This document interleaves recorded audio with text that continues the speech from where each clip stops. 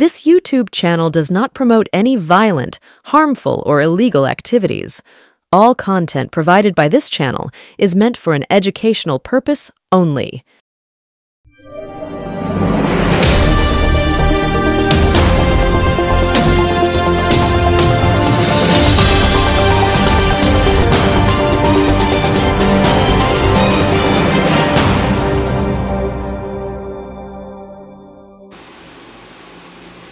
পশ্চিমবঙ্গের বন্যা পরিস্থিতি ভয়াবহ। উত্তরবঙ্গ ভাসছে, দক্ষিণবঙ্গের বিস্তীর্ণ অঞ্চল জলে ডুবে আছে, ডিভিসি ছাড়া জলে মানুষ বিপর্যস্ত। আমরা এই নিয়ে আজ রাতে একটা মুখোমুখি অনুষ্ঠান করব, বিশিষ্ট মানুষেরা থাকবেন সেখানে। কিন্তু আমরা এই পশ্চিমবঙ্গ নিয়ে আলোচনা করতে করতে আরজিকর বন্যা পরিস্থিতি, পশ্চিমবঙ্গের সামগ্রিক পরিস্থিতি নিয়ে আলোচনা করতে করতে আমরা সর্বভারতীয় খবরটা দেখা প্রায় ভুলেই গেছি। পশ্চিমবাংলার মিডিয়াগুলোতে সর্বভারতীয় খবর দেখায় না, আপনারা জানেন, কিন্তু আমরা সময়ে সময়ে এই নিয়ে আলোচনা করি। আজ যেমন আলোচনা করব হরিয়ানা নিয়ে। হরিয়ানায় কিছুদিন পরেই ভোট। এই ভোটে হরিয়ানায় কিন্তু হরিবোল হতে চলেছে বিজেপি। হ্যাঁ, বিজেপির সরকার আছে সেখানে, বিজেপি সমর্থিত সরকার আছে সেখানে, কিন্তু বর্তমান যা পরিস্থিতি হরিয়ানায় কিন্তু বিজেপির গদি উল্টাতে চলেছে। সারা দেশে বিজেপি কিন্তু ধীরে ধীরে ধীরে ধীরে ক্রমশ ছোট হয়ে আসছে, এবং যত ছোট হয়ে আসছে তারা, যত তাদের ক্ষমতা হ্রাস পাচ্ছে, ততই কিন্তু বিজেপিকে অনেকটা নির্বিষ লাগছে। গত 10 বছরে যে বিজেপিকে আমরা দেখেছি, যে এজেন্সিগুলোকে দেখেছি, তারাই কিন্তু এইবার এখন এই মুহূর্তে এসে বিভিন্ন মামলায় তারা কিন্তু গোত্তা খাচ্ছে, এবং সুপ্রিম কোর্ট যাদের নামে অভিযোগ তাদেরকে জামিন দিতে বাধ্য হচ্ছে। বহু মানুষ এরকমভাবে জামিন পেয়ে কিন্তু বাইরে বেরিয়ে এসছেন, বহু মানুষ বেরিয়ে আসার পথে। এবার ঘটনা হচ্ছে যে এই পুরো ঘটনাতে সুপ্রিম কোর্টের আচরণ বলুন, বা দেশের মানুষের বদলে যাওয়ার মানসিকতা বলুন, যে কোনো কারণেই হোক বিজেপি সারা দেশেই ব্যাকফুটে। জিনিসপত্রের দাম অগ্নিমূল্য, যখন ক্রুড অয়েলের দাম তলানিতে, তখনও কিন্তু ভারতবর্ষের তেলের দাম বিশ্বের সবার থেকে বেশি, গ্যাসের দাম তো সবচেয়ে বেশি। মানুষ এগুলো বুঝতে পারছেন। এই টাকাগুলো যাচ্ছে কোথায়, কি হচ্ছে এই টাকা দিয়ে? নতুন করে এইমস তৈরি হয়েছে না, নতুন করে কোনো বিশ্ববিদ্যালয় তৈরি হয়েছে না, নতুন করে আইআইটি কিছু হচ্ছে না। প্রধানমন্ত্রী খালি মিথ্যে ভাষণ দিয়ে বেড়াচ্ছেন যে প্রতি মাসে একটা করে আইআইটি হচ্ছে, প্রতি মাসে একটা করে অমুক হচ্ছে, প্রতি সপ্তাহে হচ্ছে। আসলে কিছুই হচ্ছে না। মানুষ দেখতে পাচ্ছেন না কাজ, মানুষের কষ্ট লাঘব করতে পারছেন না নরেন্দ্র মোদী। দীর্ঘ 10টা বছর একক ক্ষমতায় থাকাকালীন যা খুশি তাই করেছেন, যেমন খুশি নেতাদেরকে গারদে পড়েছে, যেমন খুশি জিনিসের দাম বাড়িয়েছে, কিন্তু এখন সেটা করতে গেলে তাকে 10 বার ভাবতে হচ্ছে। তাই তার শরিক দলদের সাথে, বিজেপির যারা শরিক দল, তাদের সাথে সদ্ভাব রাখার পাশাপাশি আশঙ্কাও কাজ করছে, নীতিশ কুমার চলে যাবেন না তো, আবার ডিগবাজি খাবেন না তো, আবার চন্দ্রবাবু নাইডু ডিগবাজি খাবেন না তো। তাই সমস্ত রাজনৈতিক দল, কংগ্রেস বাদে, সবার সাথে একটা সদ্ভাব রেখে চলার চেষ্টা করছেন তারা। কিন্তু সদ্ভাব কি আদৌ থাকছে? কারণ এই দলগুলোর বিরুদ্ধেই কিন্তু খড়গহস্ত হয়েছিল এজেন্সিকে দিয়ে এই বিজেপি। তাই তারা কি ভুলে যাবে? অরবিন্দ কেজরিওয়াল কি ভুলে যেতে পারবেন? সঞ্জয় সিং কি ভুলে যেতে পারবেন তার হাজতবাস? মনীষ সিসোদিয়াকে ভুলে যেতে পারবেন তার হাজতবাস? অনুব্রত মণ্ডলকে ভুলতে পারবেন তার হাজতবাস? কোনো কিছু অভিযোগ প্রমাণিত করতে না পারলে এই মানুষগুলো এখন জেলের বাইরে। তারা কি ভুলবেন তাদের হাজতবাসের কথা, তাদের সম্মানহানির কথা, তাদের স্বাস্থ্যহানির কথা? কেউ ভুলবেন না।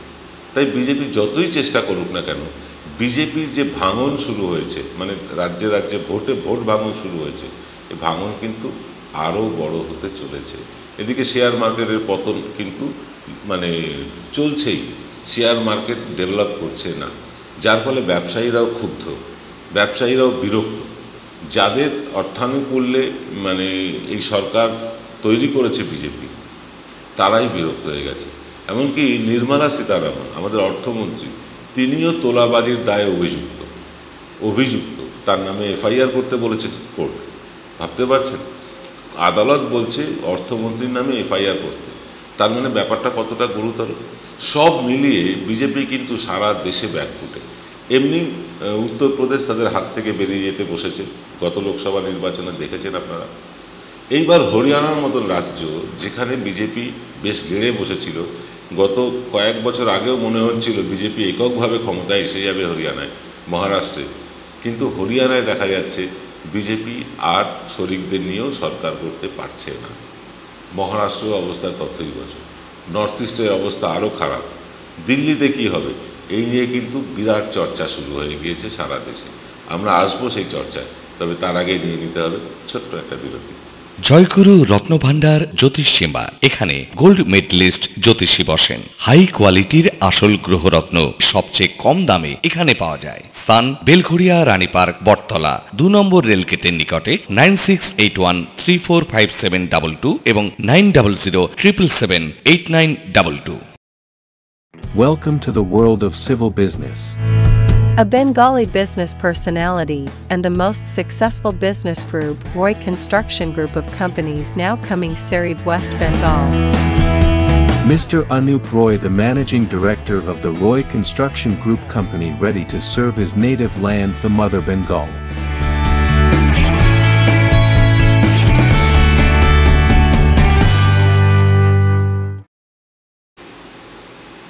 ফিল্ম বিরতির পর আপনারা দেখছেন এমকে ডিজিটালের প্রভাতী এক্স ফ্যাক্টর।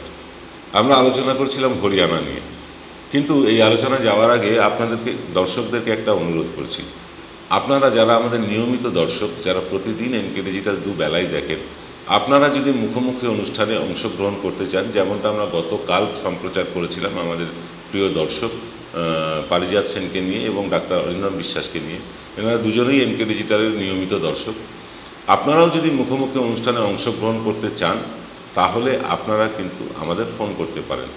ফোন করবেন আপনারা 9830075869, এই যে নাম্বারটা পাশে দেখতে পাচ্ছেন, এই নাম্বারে ফোন করবেন 9830075869। সকাল 10টা থেকে দুপুর 2টোর মধ্যে ফোন করবেন। আপনারা যারা অংশগ্রহণ করতে চান, কিভাবে অংশগ্রহণ করতে পারবেন আমরা সেটা আপনাদেরকে জানিয়ে দেবো। আর যারা আমাদের মান্থলি সাবস্ক্রিপশান দিয়ে পাশে এসেছেন, তাদের প্রত্যেককে কৃতজ্ঞতা জানাই।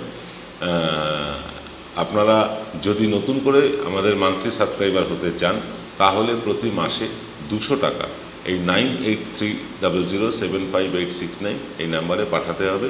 তবে আমরা আমাদের যে ভিউয়ার্স ফোরাম গ্রুপ আছে, সেই গ্রুপে জয়েন করব। সেখানে বিভিন্ন মতামত আমরা আদান প্রদান করি, তার ভিত্তিতেই অনুষ্ঠানগুলো করি। যাকে এ তো গেল আমাদের দর্শকদের উদ্দেশ্যে কথা, কিন্তু যে কথাটা না বললেই নয় যে বিজেপি আজকে সারা দেশে ক্ষয়িষ্ণু শক্তি।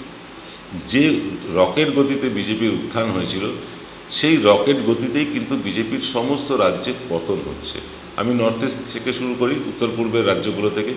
উত্তর পূর্ব রাজ্যে মণিপুরের মতন ঘটনা ঘটে যাওয়ার পর সেখানে কিন্তু বিজেপির প্রতি যে আস্থাটা মানুষের ছিল, সেই আস্থা কিন্তু ধীরে ধীরে আজকে তলানিতে। এমনকি আসামেও, হ্যাঁ দায়িত্ব নিয়ে বলছি, আসামেও কিন্তু বিজেপির অবস্থা খুব শোচনীয় হয়ে পড়েছে।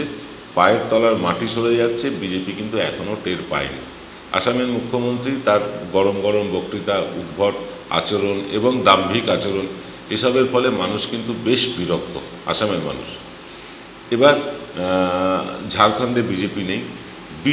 বিহারে যা পরিস্থিতি, সেখানে নীতিশ কুমার, তাকে যদি আবার মুখ্যমন্ত্রী হতে হয়, বিজেপির সঙ্গ ত্যাগ করে আরজেডির সঙ্গ নিতেই হবে, উপায় নেই। তাই বিহারের নির্বাচনের আগে নীতিশ কুমার কী করবেন সেটা নিয়ে কিন্তু জল্পনা চলছে। হরিয়ানার মতন রাজ্য, যেখানে বিজেপি ক্ষমতায় প্রায় একক ক্ষমতায় আসার মতন জায়গায় চলেই এসেছিল বছর 3 আগে, কিন্তু কৃষি আন্দোলনের ফলে হরিয়ানার কৃষক সমাজ, হরিয়ানা কৃষিপ্রধান রাজ্য, কৃষক সমাজ কিন্তু ব্যাপকভাবে বিজেপির ওপর বিরক্ত, এবং তার ফল কিন্তু আগামী নির্বাচনেই আমরা দেখতে পাব। এইরকম একটা পরিস্থিতিতে বিজেপি কিন্তু ধীরে ধীরে একটার পর একটা রাজ্য তারা হারাতে বসেছে। আগামী নির্বাচনে, মানে বিধানসভা নির্বাচনে উত্তরপ্রদেশেও বিজেপি যদি ক্ষমতায় ফিরে আসে, সেটা কিন্তু একটা মিরাকেলই হবে। হ্যাঁ, মিরাকেলই হবে। এই রকম পরিস্থিতি হয়ে গেছে বিজেপির বিরুদ্ধে। মানুষ দ্রব্যমূল্যের জন্য নাভিশ্বাস উঠে যাচ্ছে, চিকিৎসা করতে পারছেন না মানুষ। এত ওষুধের দাম হয়েছে, চিকিৎসা খরচ এত বেড়ে গিয়েছে, নাগরিক পরিষেবা বলতে কিচ্ছু নেই। আজকে যদি আপনি পশ্চিমবঙ্গের মানুষ হয়ে থাকেন, আপনি লক্ষ্য করুন পশ্চিমবঙ্গের জন্য কেন্দ্রীয় সরকার কোনো কাজ এখন পর্যন্ত করেছেন উল্লেখযোগ্যভাবে আপনি দেখতে পাচ্ছেন? এই যে বানভাসী মানুষগুলো একটা ত্রিপলের জন্য হাহাকার করছেন, একটু খাবারের জন্য হাহাকার করছেন, আপনি দেখেছেন কেন্দ্রীয় সরকারের কাছ থেকে কোনো রকম সাহায্য পেতে? অথচ এখান থেকে তো কোটি কোটি টাকার ট্যাক্স প্রত্যেক বছর হাজার হাজার কোটি টাকার ট্যাক্স তুলে নিয়ে যান কেন্দ্রীয় সরকার। তারা কি আমাদের রাজ্যের বন্যা চোখে দেখতে পান না? তাদের কি শুধু আসাম আর বিহারই নজরে পড়ে, পশ্চিমবাংলা নজরে পড়ে না? এরকম কিন্তু বহু রাজ্য বঞ্চিত হয়ে আছে। যারা অবিজেপি শাসিত রাজ্য তারা তো বটেই, এমনকি বিজেপির শাসিত রাজ্যতেও মানুষ এই জিনিসপত্রের ঊর্ধ্বগতির জন্য মানুষ বিরক্ত। হরিয়ানা থেকে যা খবর পাওয়া যাচ্ছে, বিজেপি সেখানে মানে কোনো রকমে যদি প্রধান বিরোধী দল হতে পারে সেটাই বিজেপির পক্ষে অনেক হবে, সেটা হওয়ারও সম্ভাবনা খুব কম। মহারাষ্ট্রের কথা এসে বলে আজকের অনুষ্ঠানটা শেষ করব। মহারাষ্ট্রে কিন্তু বিজেপির যতটা খারাপ পরিস্থিতি হয়েছিল এই মুহূর্তে ততটা খারাপ পরিস্থিতি নেই। কারণ যারা মহা আঘাড়ি যেটাকে বলা হচ্ছে, এই শরদ পাওয়ার, উদ্ধব ঠাকরে, শিবসেনা, কংগ্রেস, এসব মিলিয়ে এদের মধ্যে কিন্তু এখনও সেভাবে বনিবনা হচ্ছে না।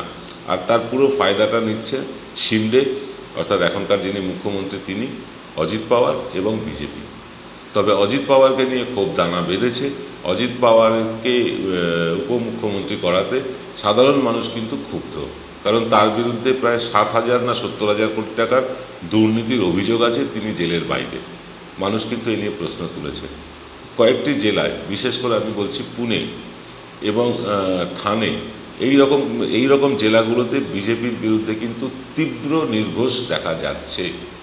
এবং সম্প্রতি থানেতে একটি দুর্ভাগ্যজনক ঘটনা ঘটে, সেখানে 2জন শিশুকে ধর্ষণ করা হয়, সেই নিয়ে উত্তাল হয়ে ওঠে থানে, এবং বিজেপি সেখানে প্রলেপ লাগানোর চেষ্টা করলে বিজেপির বিরুদ্ধেই মানুষ কিন্তু ক্ষিপ্ত হয়ে ওঠে। এই রকম পরিস্থিতিতে মহারাষ্ট্রে ভোট হতে চলেছে। যদি শিবসেনা মানে উদ্ধব ঠাকরে শিবসেনা এবং এনসিপি প্রধান, এনসিপির দল, শরদ পাওয়ারের দল এবং কংগ্রেস, তারা যদি একত্রিত হয়ে এক্ষুনি সিদ্ধান্ত নিয়ে এক্ষুনি আসন বাটোয়ারা করে তারা যদি এক্ষুনি রাস্তায় না নামেন, তাহলে কিন্তু তারা মহারাষ্ট্রকে পুনরুদ্ধার করতে পারবেন না, এটা কিন্তু নিশ্চিত। কিন্তু নামতে হলে এখনই নামতে হবে। কি করবে ইন্ডিয়া জোট আমরা জানি না, কিন্তু ইন্ডিয়া জোট যদি কোমর বেঁধে নামে, এই মুহূর্তে যদি নামে, তাহলে কিন্তু আগামী দিনে বিজেপিকে বেশ বেগ পেতে হবে মহারাষ্ট্রে।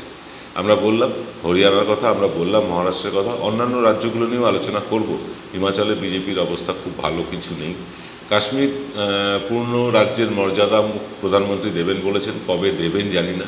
কাশ্মীরে এইরকম তিনি বিভিন্ন জায়গায় বিভিন্ন প্রতিশ্রুতি দেন, সেগুলো রাখেন না আমরা জানি। কাশ্মীরে যদি পূর্ণ রাজ্যের মর্যাদা পায়, তাহলে হয়তো কাশ্মীরে বিজেপি কিছুটা সমর্থন আদায় করলেও করতে পারে। এছাড়া কিন্তু কাশ্মীরে সম্ভাবনা খুবই কম। বিভিন্ন রাজ্যে কিন্তু বিজেপি এখন ক্ষয়ে যাচ্ছে, মানে কমে যাচ্ছে বিজেপির শক্তি কমছে। পশ্চিমবাংলার দিকেই তাকিয়ে দেখুন, তারা 77টা বিধায়ক নিয়ে শুরু করেছেন, এখন বোধহয় 68 জন, অর্থাৎ বেশ কিছু বিধায়ক তাদের ছেড়ে চলে গিয়েছেন। এই মুহূর্তে ভোট হলে বিজেপির পক্ষে 40টা আসন পাওয়াও কিন্তু বেশ দুষ্কর হয়ে যাবে পশ্চিমবঙ্গে, এটা আমি দায়িত্ব নিয়ে বলছি। পশ্চিমবঙ্গে এই মুহূর্তে ভোট হলে কি হবে তা নিয়ে কিন্তু আমরা বিস্তারিত একটা আলোচনা করব। আপনারা জানেন আমরা সমীক্ষার মধ্যে থাকি সারা বছর, আমাদের সমীক্ষা চলছে। বেশ কয়েকটি উপনির্বাচন আছে, 6টি উপনির্বাচন আছে, বেশ কয়েকটি জায়গায় পুর নির্বাচন আছে, অর্থাৎ শহর কেন্দ্রিক এলাকায় নির্বাচন আছে। আরজিকর কাণ্ড কতটা কি প্রভাব ফেলবে সেগুলো নিয়েও পুঙ্খানুপুঙ্খ আলোচনা করব খুব তাড়াতাড়ি। আজ এই পর্যন্ত, দেখা হবে আজ রাত 9টায়। সকলে ভালো থাকবেন, নমস্কার।